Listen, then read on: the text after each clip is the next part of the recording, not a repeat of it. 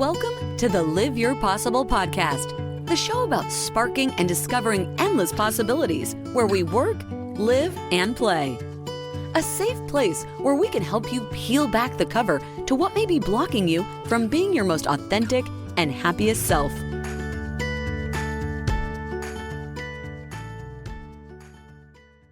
I just had the most amazing conversation with Brent Robertson, a dear friend and partner at Be Generative. He's the CEO and content creator, has been providing guidance consulting to thousands of human beings and leaders for decades. He connects at a deeper level. He talks about distinctions, and we have a lot of fun talking about possibilities versus reality, how we can listen in different dimensions, how we get into different levels of conditions that we can create in our own world, where we identify with our identity, our intentions, and who we want to be, what our legacy should be in the future, bringing our future forward and present, the ability to actually create ecosystems where human conditions are met and people are able to thrive and have open dialogue and conversations, and to really welcome in being seen and belonging, bringing in ideas that allow us to discover new paths where companies are thriving all around Brent.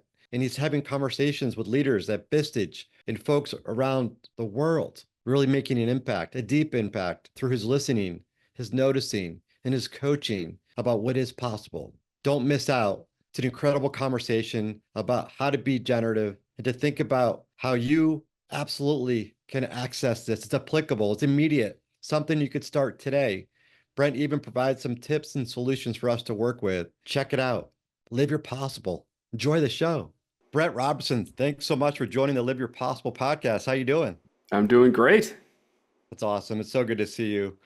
You know, you're somebody that brings people, including myself, to like a deeper level of thinking and awareness. Like you help me and you help so many people connect our heart to our minds, even to our soul, if we allow it, right? So I'm so excited to share you to the Live Your Possible audience. So let's dive in. One thing I'd love to jump in is talk about what we have going on with Be Generative. I'm stoked about being a partner of yours and helping to get Be Generative out to the world. I'd love for you to talk about Be Generative, Brent, what it means to you. What does it mean to the world? How should we be looking at that when we think about Be Generative? Yeah. Well, there's a lot to unpack there, Darrin, as you know.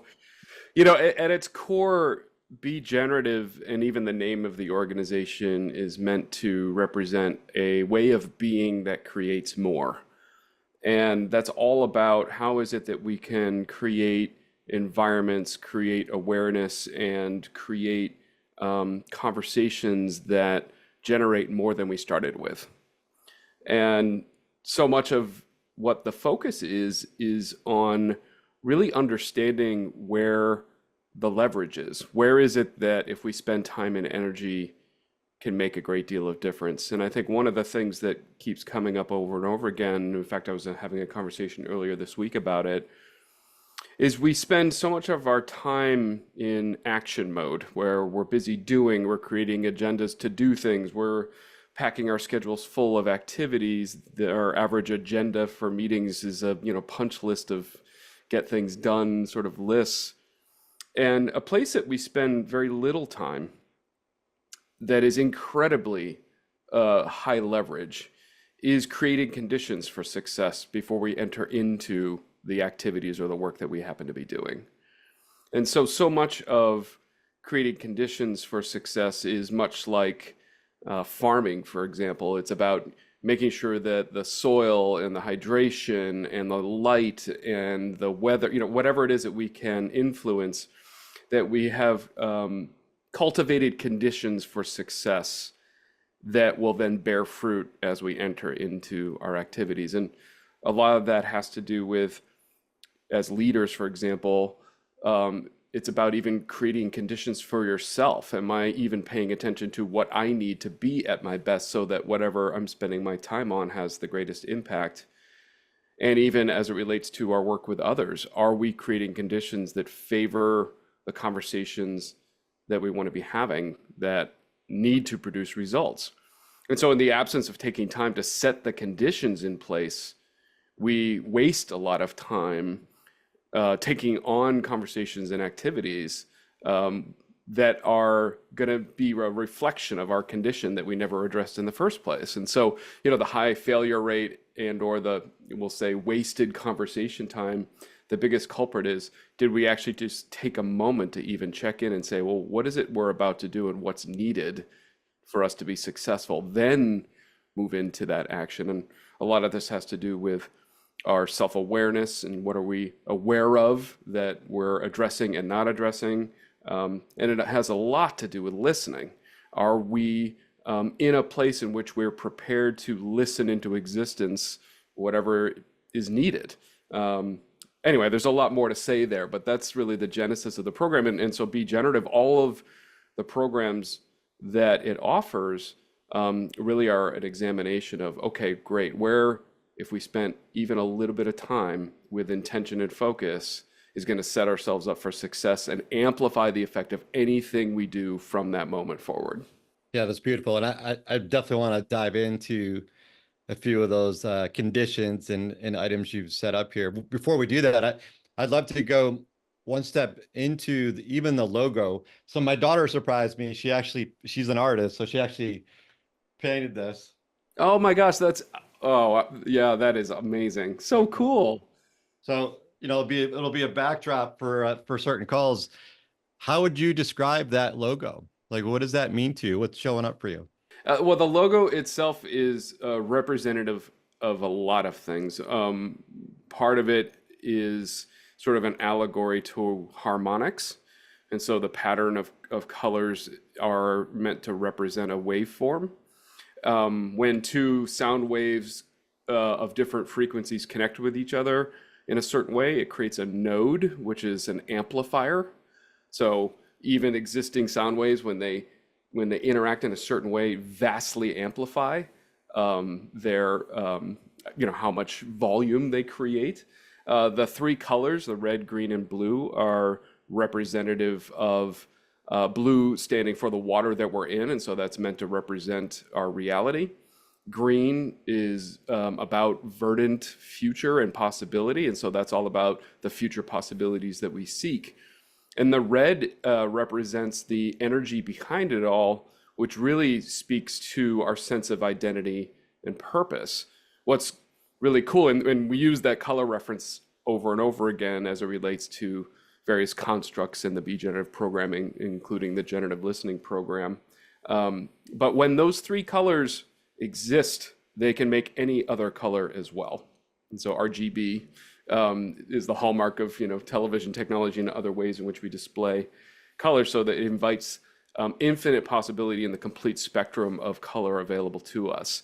And so it's bringing those three together, has sort of a beautiful representation of all the work that we're doing. Well, take a deep breath. That encompasses our whole world, our whole being. Totally. That's what I mean, Brett. You take it to another layer. Even when you talk about the two voices and they amplify, it seems like in today's business world, the voices are kind of at each other, or they wash out or cancel out, or they're not being listened to or heard. I'm curious about how that takes effect and how it does amplify, because when you were saying that, I just could hear this beautiful orchestra working together, and it's just amplifying the beauty and the sound and what's possible there. Yeah. Well, Darrin, you bring up an interesting point, something I talk a lot about as it relates to, I would say, one of our archetypal default listening that really limits us, which is, we often listen to agree or disagree with what fits our worldview and experience. And that's a very common kind of listening. And what's funny about it is when we reach agreement or disagreement, we actually stop listening. We reach disagreement, we agree to disagree, we stop listening. We reach agreement, and we vehemently agree on something, we tend to stop listening. But the more tragic aspect of that kind of listening is that it collapses us into a binary, which is two sides of a coin, right or wrong, true or false. And when we arrive at that moment, it only allows for two possibilities, what is seen as right and what is seen as wrong, and little room for any other conversation. So that's a construct that's very common inside of organizations and the conversations that they're having.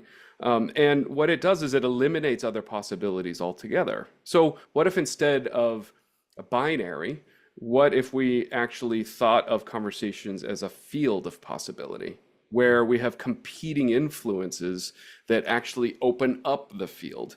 And then inside of that field is any number of possibilities that can exist, and it allows us to have a framework in which we can entertain and be engaged in conversations in more meaningful ways, often opening us up to the delight and surprise of what shows up that we didn't consider, if we're willing to stay in the conversation and honor, what are those competing influences. So, even going back to the logo and that construct, what that framework of the blue, green, and red open up for us is a field where on one hand we can really honor what's true and real for us right now, and that's a really robust conversation. And we can then also open up the field of what does that make possible, which extends that field where all kinds of conversation and possibility exists within it. And then of course the third, which is sort of, if you think of it as a triangle that expands, why does it matter? What about any of this matters? And so imagine that if we open up our conversations to not be a binary of right and wrong or my way or your way, and say, well, what are all the possibilities that live inside of that field? Then it allows us to make some more thoughtful choices, particularly as it relates to, okay, great, of all the possibilities we see, what here really matters to us that has meaning and gravity? Because one thing that is certainly true, I see a lot in organizations, is that and even as we construct ways to move organizations forward, is we tend to, think that, goals and things that we aim for need to be measurable and those kinds of things. But really what they need to be first is meaningful, because in the absence of meaning, it's going to be hard to conjure anyone's energy to stay focused on them. And as it relates to creating future possibilities, it's hard work, because what you're battling against is what will always win if you let it, which is the status quo. The status quo, as it exists, will occupy all of our attention and energy. And so if we're going to really create space in which we're entertaining conversations beyond what's so, into the what's possible, if it doesn't matter to us, it's not going to conjure our energy to hold that space open. And often when we hold open space for possibility inside of organizations, it can be quite controversial. In fact, often takes the courage of a leader willing to talk about controversial ideas, willing to hold open space and be relentless about this. Exactly what we need to challenge the status quo into a new state of existence. So a lot of the work that I historically focus on, and a lot of the programming in Be Generative, is really about, okay, how is it that we have the confidence and courage in which to speak to ideas that go beyond the status quo and be willing to stand in the face of no agreement, even in the face of any kind of new idea will land as hypocrisy, right? It will be seen as an enemy to the status quo. And that can really challenge organizations and members of organizations to understand that new ideas are going to first show up as blasphemy and a threat. And over time, then all of a sudden, if we're willing to keep those ideas alive, we could begin to see how that idea could give us a place in which we could intentionally challenge the status quo into new states of existence. And when I say that challenge the status quo, I mean, literally, we got to break stuff in favor of something new. And we need to create space for something new to come into existence. And the status quo will take up all the space if you let it. And so it's a real existential act of courage for a leader to hold open a space of possibility when we don't really know how to get to it yet. Yeah. Take that all in for a second. And I think about that status quo. There's a level of comfort we've been told to be within status quo. You talk about reality. It's that level of human nature. We get comfortable with what's happened or what those binary beliefs are. It's right or wrong, like from high school or from from preschool to be, am I an artist or not? Or did I have the right answer or not? I've been trained as a leader. I can't say I don't know. I can't say I don't know how to do that. I can't ask for help. I mean, certainly I've changed as a leader over the last eight to 9 years tremendously. And it's in this space of actually being curious and listening in a whole different way, which is what I love what you're saying. It's expansive. It's creating the space to hear from other folks that have better solutions, maybe challenging ideas, to your point about actually advancing and expanding what the status quo is tomorrow. It expands to what could be. I mean, that's why I love you so much, Brian, because you and I both love the word possibilities and the space within it that really helps so many people thrive. And you're talking about this in an expansive way for us to think and how we actually live and how we be. And I've heard you talk about leaders in particular around this work goes beyond skill sets, this goes beyond ideologies. And I think it's really important for us to take a second to talk about what you mean there, so folks understand that there is a pretty clear distinction here for us to slow down and think about it a little bit differently. Yeah, no, that's boy, there's a lot in there.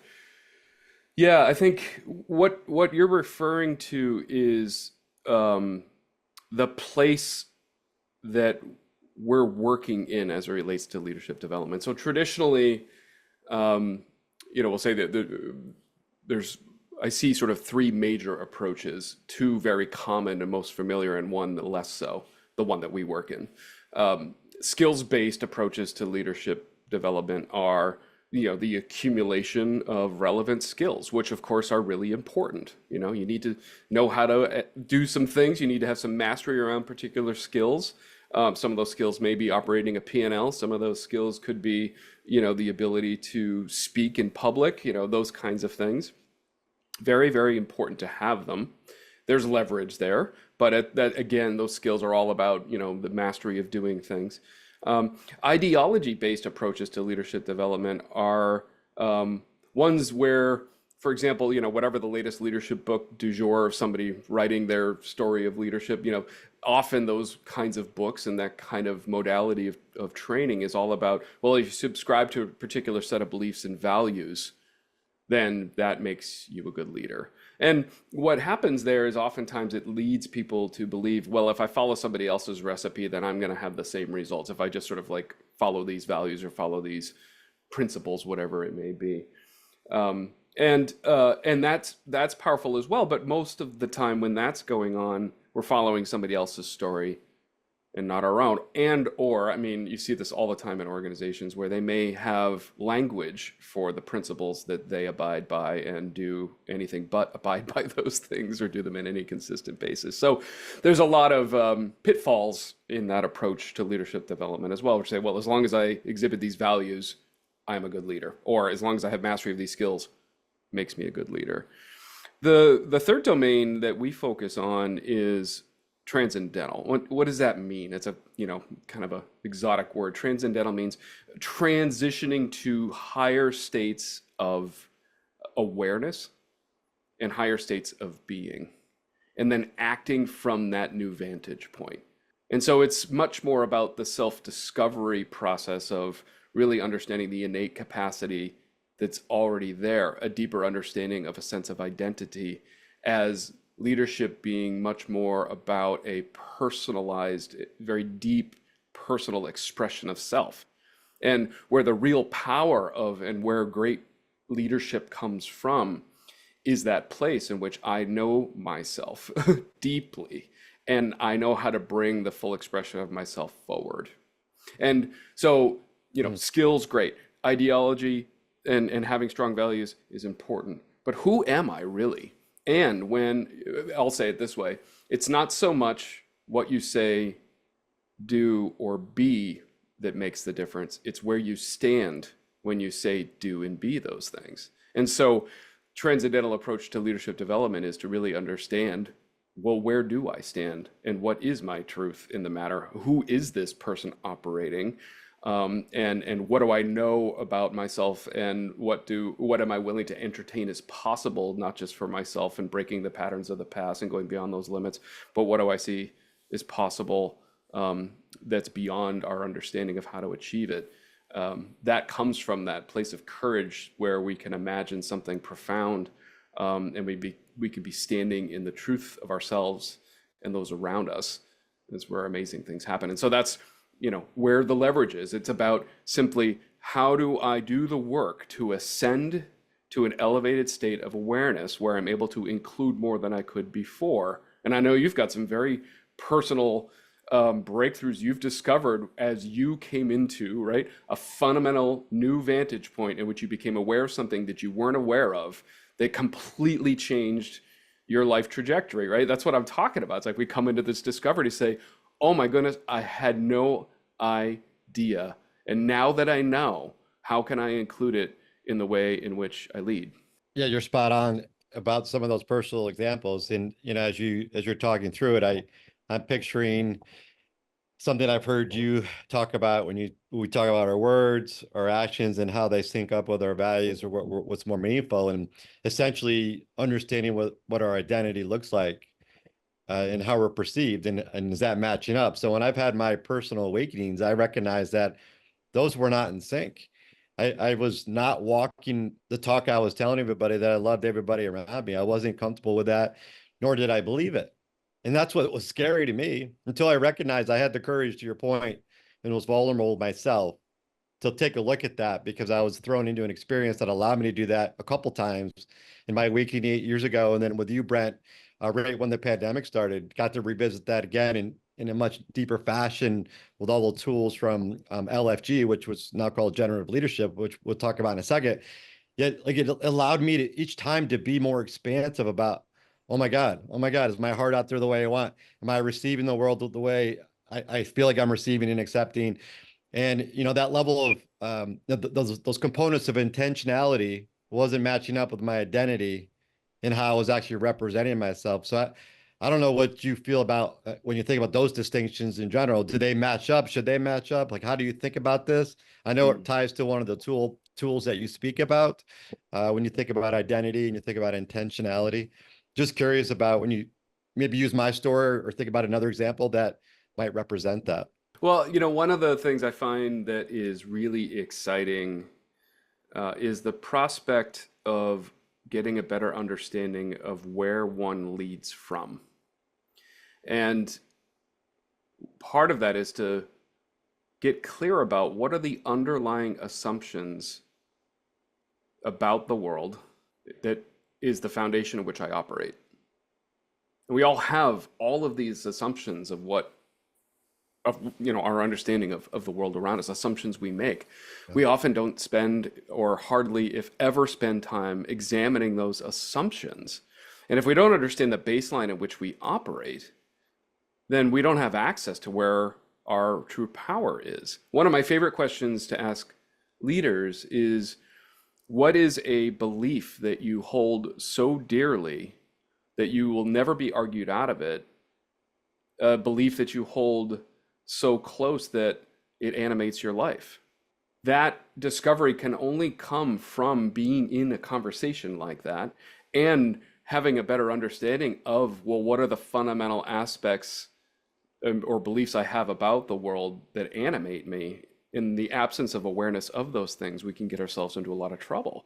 And we may be leading from a very limited view of the world if we haven't really thought through, well, what's behind all this? And a willingness to say, well, what are the beliefs that animate me? And are those beliefs still relevant based on what I know to be true? Often, if we examine our beliefs that are operating in the background, it surprises us to say, wow, there's something there that's come through a life experience I had that I'm carrying into every conversation that isn't helping.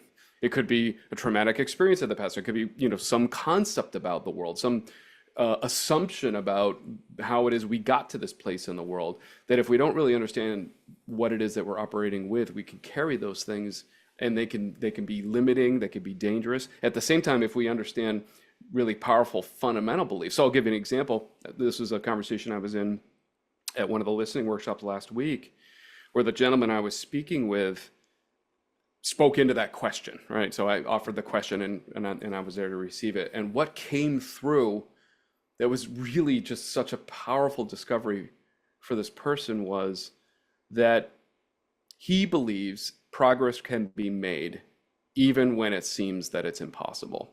When everyone's hands are in the air saying it's unchangeable, it is what it is, we have no choice, there is no possibility of possibility, he takes the controversial position of, there's always a place in which we can make progress, which can be, as you can think about that, right? That sounds so easy. No, it is not easy to hold the space to say, no, progress can be made.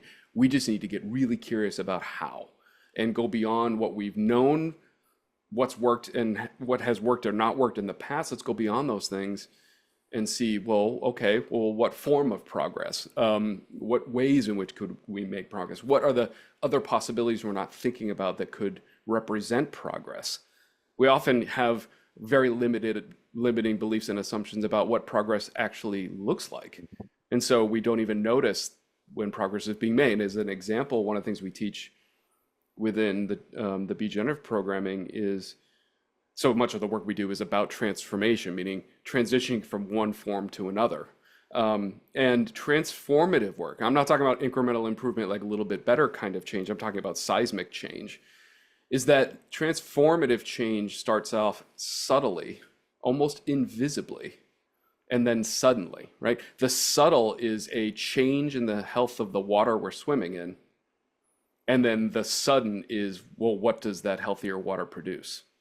And that sometimes weeks, if not months, of that subtle change, if a leader isn't equipped to really notice it and pay attention, it would look like no progress is being made, though a lot of effort being spent. It's quite the opposite. Often, those subtle bits of progress are we noticing a depth of relationship amongst those responsible for the organization? Because there, right there, is deeper access to each other. If you put this in a mathematical equation, Darrin, it's quite simple. Let's just say 0 to 5 is our capacity. 0 being no capacity, 5 being we're just superhuman, right? Let's just say on average a leader's operating at a 2.5. If we can move that number even 1 degree, right? The logarithmic impact of that, right? We just simply have a bigger numeral to throw into the mathematics of an organization. Of course, leaders have disproportionate influence, hence the position of leadership. We can make massive strides toward getting access to more of what's already there, which is the nature of the human beings that make up the system. And so this work is all about how do we change our numerals from 0 to 2 to 3, 4, and 5. That's what this work is all about. Is now we're working with 5 times 5s as opposed to 2 times 2s, and the math plays out. Absolutely. Yeah, the outcomes are there. The generative way of being and listening and thinking and leading, it does. It's so expansive, as you said. Like you mentioned about that pool of water and how that ecosystem is forming into its own different layer of being to be able to foster new growth, foster ideas, discoveries. I mean, I hear you, and it sounds like these are like organizations.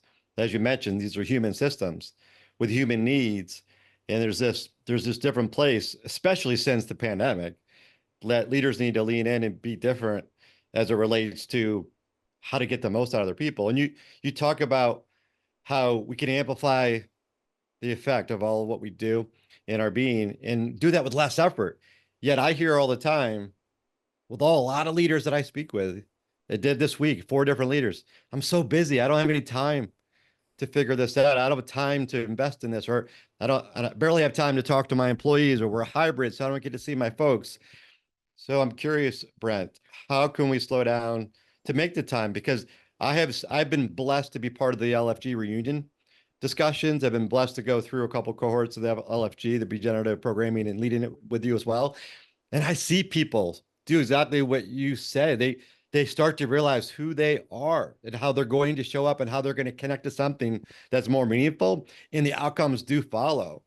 So how do we get other leaders to slow down for a minute and realize that this will give you more capacity and more time? Like, what are you noticing? What are you seeing out there?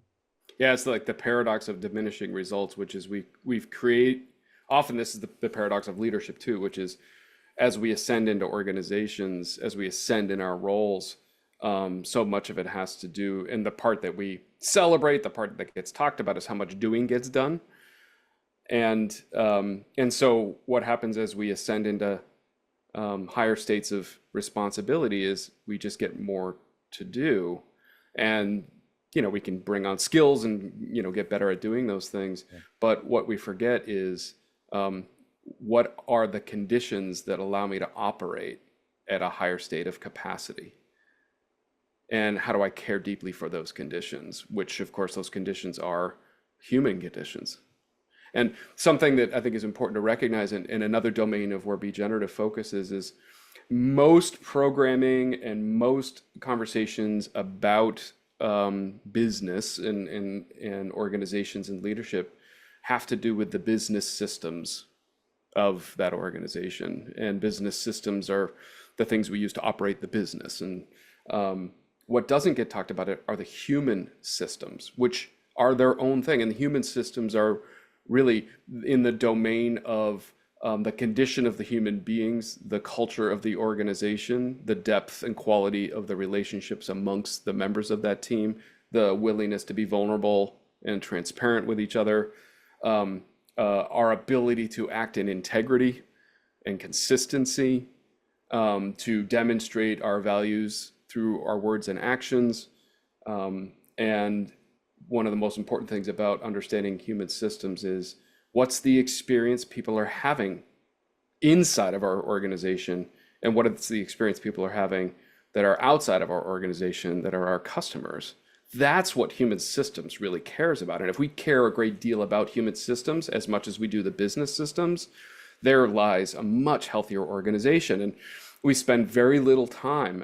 I have to credit Mel Toomey, who really coined the meta disciplines of organized systems, where you've got business systems that operate the business, you've got human systems that cultivate conditions that favor the folks that are there, and then you have integrative systems, which are the ones that are dedicated to bringing about and integrating change into an organization. All three of those meta disciplines, if they're healthy and thriving, is a reflection of a very successful organization indeed. I think about today's world with AI and the tools that are out there. And you just talked about human systems, and people are shying away from AI, maybe not using it to its capabilities, maybe afraid of it. Yet we're trying to double click here on humanity as you're talking through this, Brent. So how do these live together? How do they coexist? Oh, I believe there's a beautiful relationship between the two. In fact, I speak about this often, helping organizations really come to a healthier relationship with technologies like AI, as opposed to the fear-based ones. And here's what I'll say about it. My take on it is this, is that the current state of existence of AI is much like what Starbucks did for coffee, which was materially raise our expectations for the quality of coffee that we can get access to all across the country, and at this point all across the world. What I believe AI is able to do is elevate the expectations we should have about the conversations that we are engaged in, and elevate the fact that, wow, if we can leverage AI in a way in which we can accelerate our way to better outcomes, that we can generate and automate so many of the, we'll say, less powerful conversations, shouldn't that free us up and inspire us to think and speak about bigger, more important things? Shouldn't it give us a platform in which we should really start to exercise what I believe is the pinnacle of the human condition, which is our imaginations and willingness to dream? That's the domain of the human condition that yet so far to be replaced by AI. Will it ever be? Who knows? Again, I could go on and on. There's a lot of myth and misunderstanding about actually what AI is and what it's not. It is not consciousness. It's basically a very sophisticated way in which we've used technology to predict the best right answer based on a knowledge model of the past. It is not a place in which we can engage in the exploratory of the field, my favorite field in which to work in, which is the unknown. Yeah, within that unknown is where the discoveries you talk about and the possibilities just waiting to be noticed. And as part of that, I love how you encourage people to live life through this generative lens of inquiry. Open-ended questions, like what if questions. And it's not yes or no. It's not binary, right? Everything you're teaching everybody, teaching us, teaching me. And as we think about this space, it's so important that we actually receive it. It's something you gifted to me in a wish the other day about really slow down and receive what's there. And I take that to heart. And as we're leading life through inquiry, we have to be able to listen. And I know this is a top program in Vistage leadership right now, and I think you're out there as one of the top speakers. I'd love for you to talk about what you're noticing out there as you're talking to leaders around the world around listening and this level of inquiry and these types of what we're bringing in and how we're actually being generative in this space. I know you touched on this a little bit in the beginning, but I'd love to go a little bit deeper based on what you're experiencing with your guests with Vistage Leadership and other organizations you're speaking with around listening. Yeah, a lot to unpack there. Well, I want to share something first that you brought up. One of the hallmark characteristics of Be Generative programming, because we are working in the field of the transcendental field in which we're looking to elevate ourselves into higher states of awareness and being, that field is best created through inquiry. In fact, it only exists through inquiry. And what do I mean by that? It's not a field of answers. It's a field of questions. And even the tool set that's the baseline of all of the programming, every single one of those tools, and there's many of them, is a what if. What if? For example, what if the future does exist? And what if the way it exists is in language? It's a willingness to entertain that question. It's not to say that that's true or false. It's a willingness to just be willing to have that question like wrap around you like a beautiful blanket. And how does the world look through that question?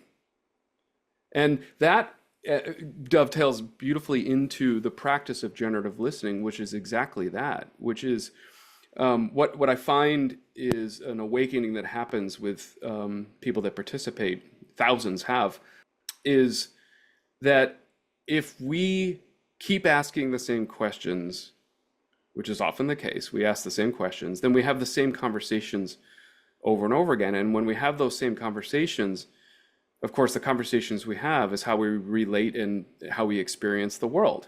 So if we keep asking the same questions, we keep having the same conversations, and then what does that mean? That means we keep having the same experience over and over and over again, and over time it feels unchangeable.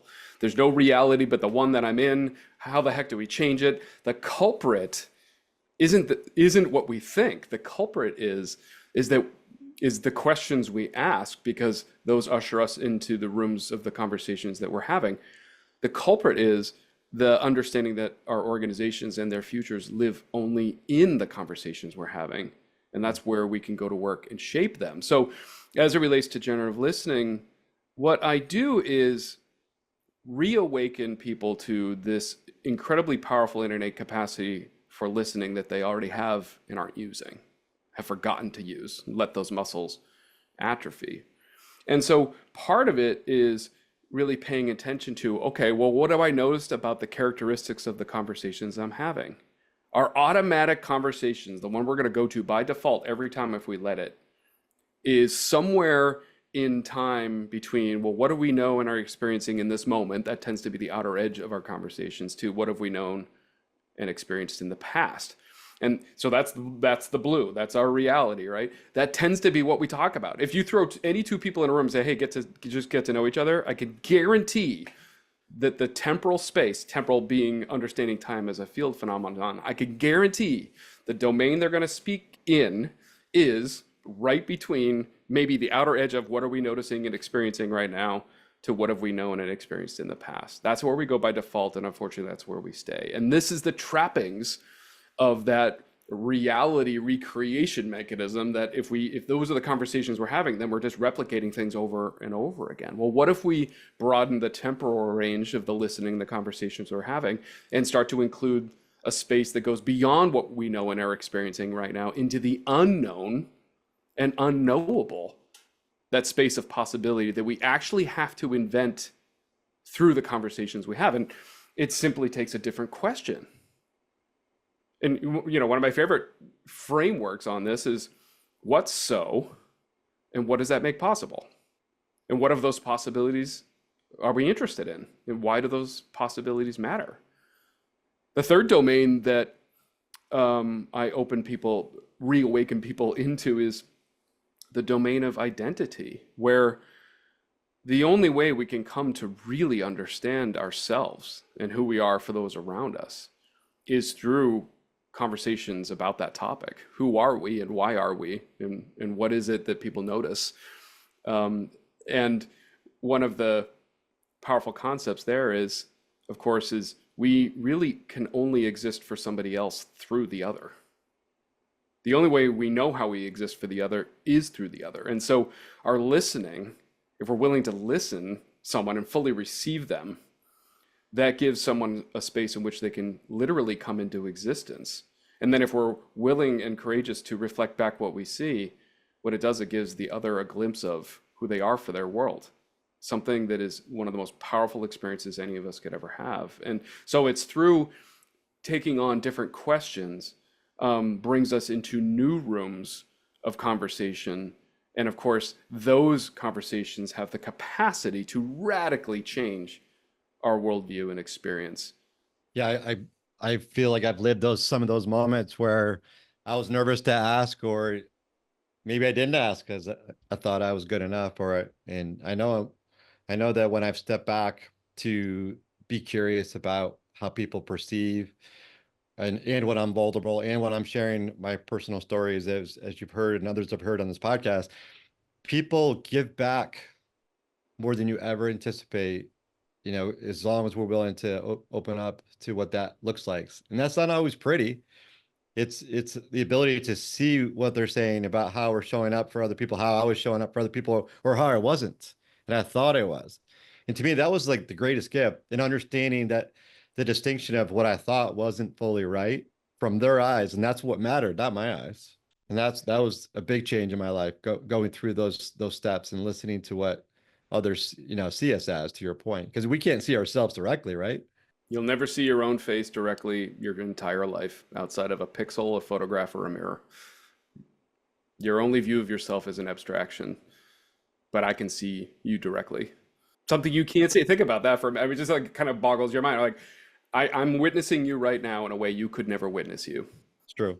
Yeah, I'm thinking about it. I'm trying to look at myself. It's kind of hard. It's great. Yeah, it's mind blowing. Maybe a nugget for the audience as it relates, if you're tracking with this conversation right now about the power of listening, one of the things that leaders, if you build a practice of, is really powerful is, if you want to understand the condition of your listening, pay attention to the conversations that show up around you and the condition of the people in those conversations and how they show up around you. And so what are the conversations that show up around me, and what's the condition of the people trying to have those conversations with me? Are they coming at me open and vulnerable and willing to share deep, unformed ideas and whatever? Or are they coming in attack mode, ready to defend themselves? What does that say about my listening? The other thing to pay attention to is, what are the conversations that aren't showing up around me that I wish were? That's not by accident, I promise you. They're not showing up around you because others have discovered that those conversations aren't ones that you invite or are willing to have, and so they don't bring them up around you. Or if they do, it comes as what we would describe as an attack, because the other's already in a defensive posture. It says everything about the condition of your listening. And so it's such a powerful thing to pay attention to. Yeah, it's a great takeaway to just start to observe our conditions and how we're showing up, and what's absent, or what's present, and what's going on. I think that's brilliant. So thank you for sharing.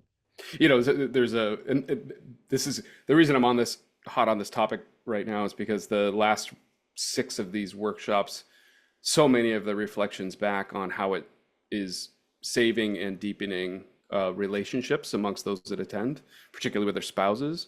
And so a question to ask yourself is, what are the conversations I wish my life partner was having with me and aren't? What are they not sharing with me, and why? And what does that have to say about my listening? Or what does it have to say about my willingness to invite that conversation? That says a lot. And you're right. I've experienced that firsthand around the conversations you're referencing, and me personally, just diving into the conversations to take some of the walls down that maybe we've put up over time, or some of the stories that we jump back into, like, here we go again, and really shaking that to say what's really here, so we can actually think about what's on the other side of that conversation. Yeah. Now, Brent, I know you've been working through this for some time, and you've been in a practice of Fathom for many years, and now Be Generative. And I know you've had, on a personal level, you've had a lot of things you've learned and experienced and have overcome. And I'm curious about what kind of stands out for you that's really helped you see the world at this level you're talking about. What's really helped you to really deepen in your thinking, your soul, your noticing. And what are some of those moments for you that have come up in your life that's really shaped you? Oh boy, yeah. One thing I would say that certainly drives this work for me is a deep love of the human condition and other human beings. One of the sort of inquiries that's always in the back of my mind when I'm interacting with someone is, well, what if the key that may unlock my future is sitting right there in the other that came into my life for whatever reason? What if I took that posture of curiosity with them? And that has been a way in which like bulldozes through judgment, bulldozes through all this other stuff that gets in the way, assumptions, all the things that keep us from having meaningful discourse, or, and I see this a lot with leaders, making the false assumption that people aren't up for these conversations, because that's malarkey.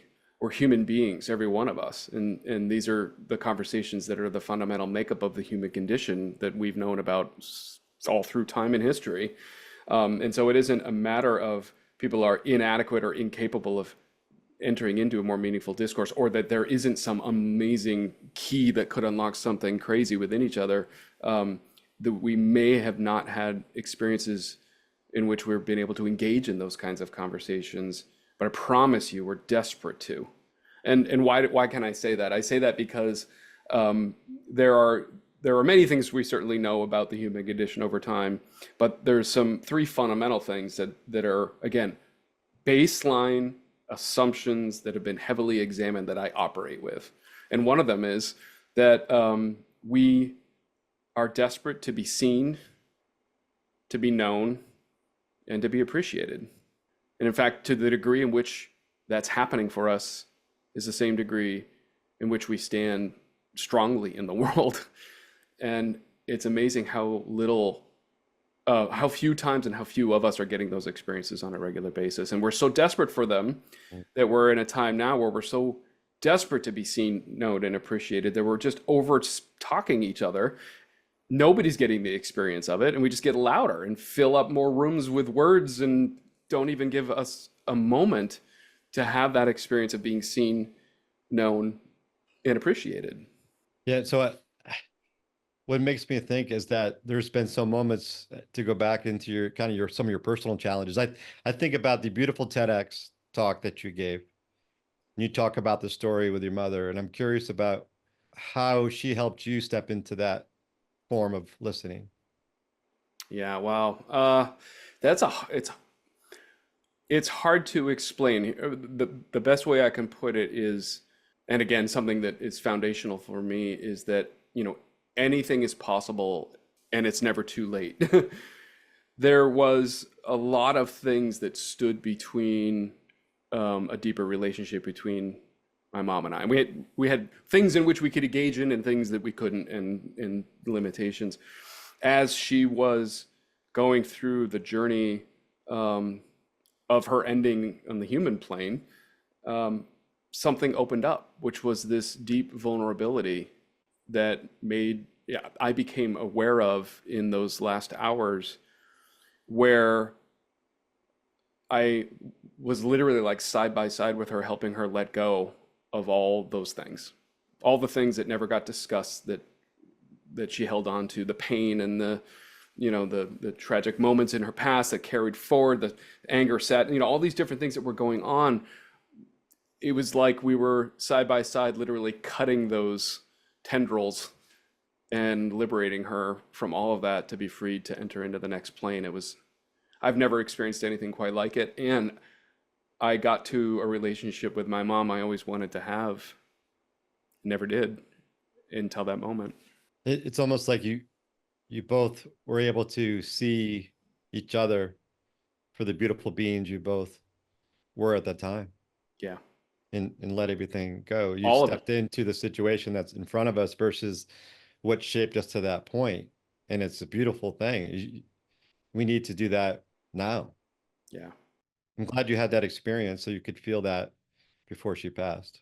Yeah, it was yeah, another sort of experience along the way of, and I think that's been part of your earlier question, is what these last years have been about is coming to a place in which I wanted to operate my life that I didn't know was possible. There are many parts of my life that were well addressed and cared for, and other parts that weren't.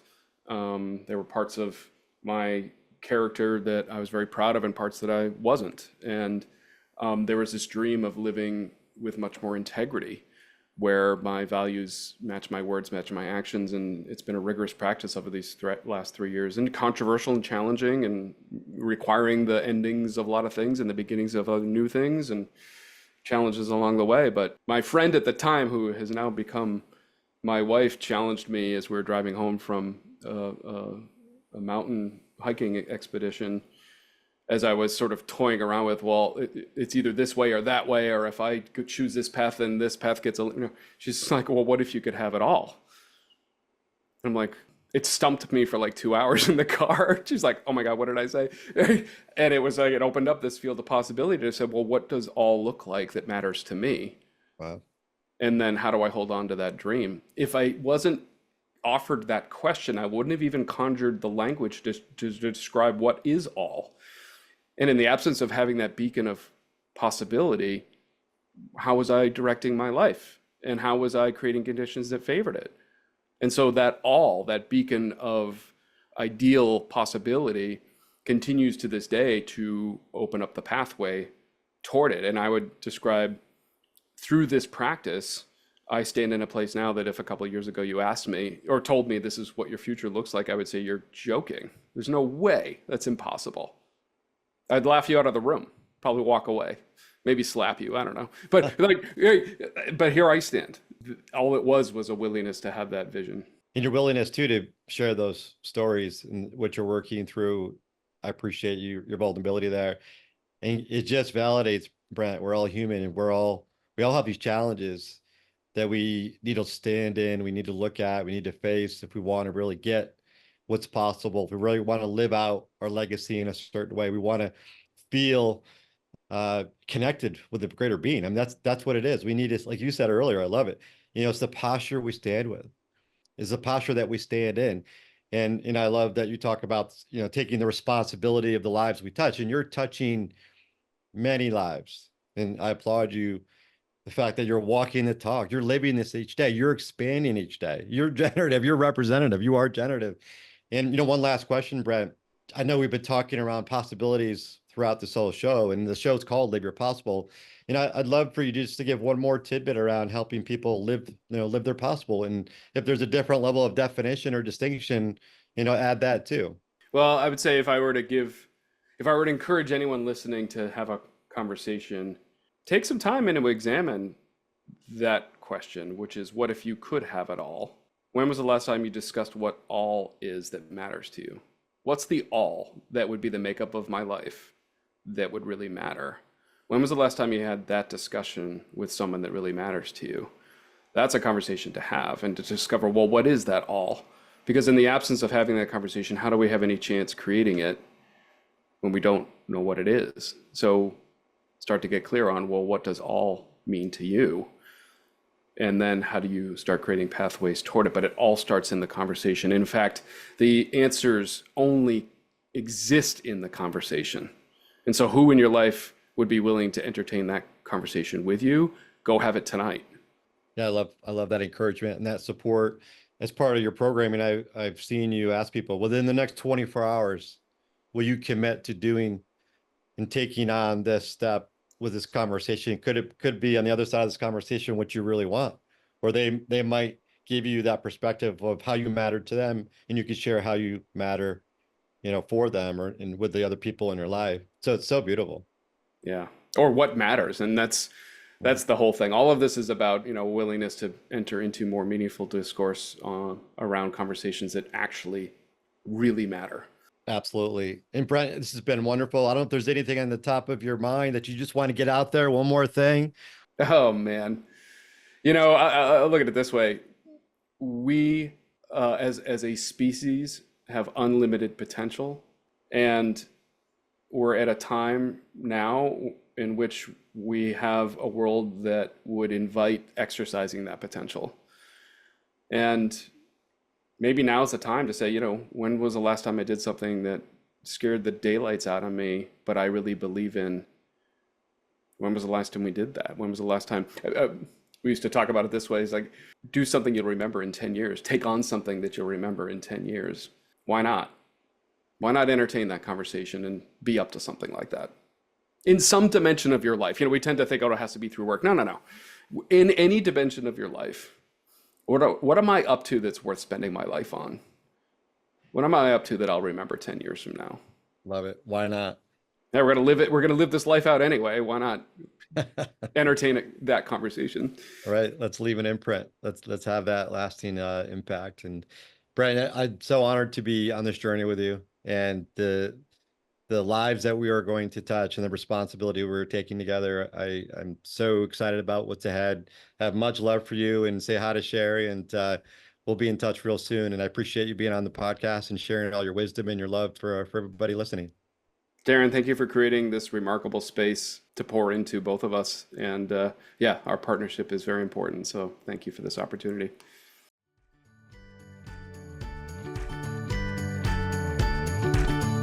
That's all for today's episode. If you liked the show, please don't forget to like, share, and subscribe so you don't miss the next one. Live Your Possible dares to unlock your fullest potential and become an avenue for others to do the same. Join the community by visiting ignitehappy.com. It's time to discover endless possibilities with equal opportunity for all. See you again next week for more insights on how you can live your possible.